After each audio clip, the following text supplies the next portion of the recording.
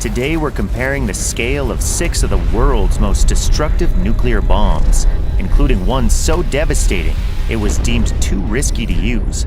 Brace yourself. It's about to get loud.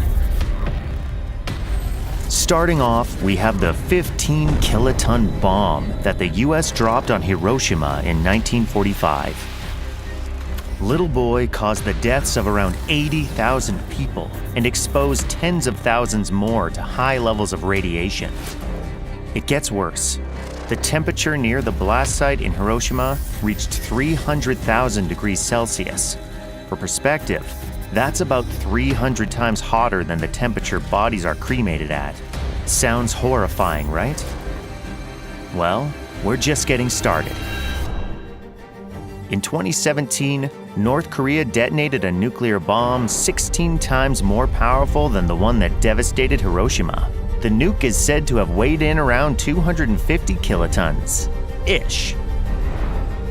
Yeah, here's where things get a little murky. Researchers aren't exactly sure what the power of the bomb was, and North Korea isn't spilling the tea. But they estimate it was between 148 to 328 kilotons. On the other hand, the US intel community estimated it was 140 kilotons. One thing is for sure, though. It was felt all around the world. Seriously, this bomb was so intense it caused an earthquake with a magnitude of about 6.3. The sound waves from the explosion were so powerful they were picked up by seismometers worldwide.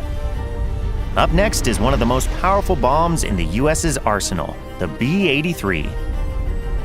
This nuke has a yield of around 1.2 megatons of TNT. But what does that mean exactly? Well, let's break it down.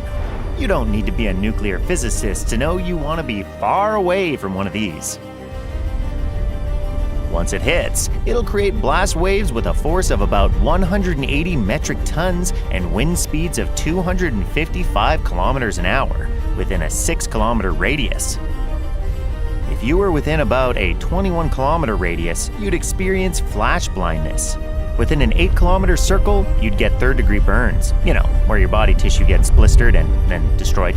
And if you're within a 1-kilometer radius, you'll be hit by blast waves with 720 metric tons of force and winds of 756 kilometers an hour.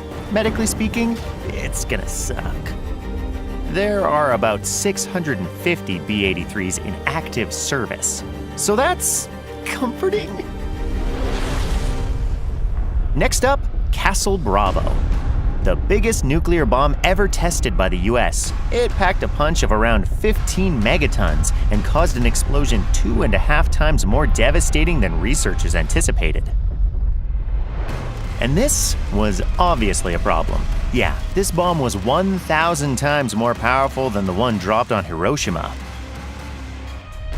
Radioactive debris spread across 18,000 square kilometers, contaminating people on nearby islands and even on a Japanese fishing trawler. This was dubbed the worst radiological disaster in US history, and it caused a massive uproar against nuclear testing. Understandable when you see the staggering 7.2 kilometer wide, 39.6 kilometer high mushroom cloud. Oh, and it created a crater on the ocean floor nearly 2,000 meters wide and 76 meters deep. That's huge, but the next two on our list are even bigger. The Tsar Bomba 50 was not your average bomb. It was a hydrogen bomb and the most powerful one ever tested. It had a yield of about 50 megatons. In 1961, the USSR detonated it on a small Arctic island, creating a shockwave that turned the island into a flat skating rink. The bomb was commissioned by Nikita Khrushchev and weighed 27 tons and required an aerial bomber to transport it to the Arctic. The detonation was so powerful that it knocked the bomber down 900 meters before the pilot could course correct. It's not hard to see why a bomb with this kind of power was never made again. But that doesn't mean the USSR didn't want to. Okay, so Khrushchev may have commissioned the Tsar Bomba 50, but did you know he originally wanted a 100 megaton nuclear bomb? Yeah, plus 50, baby!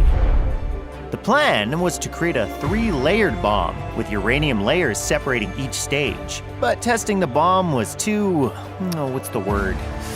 risky.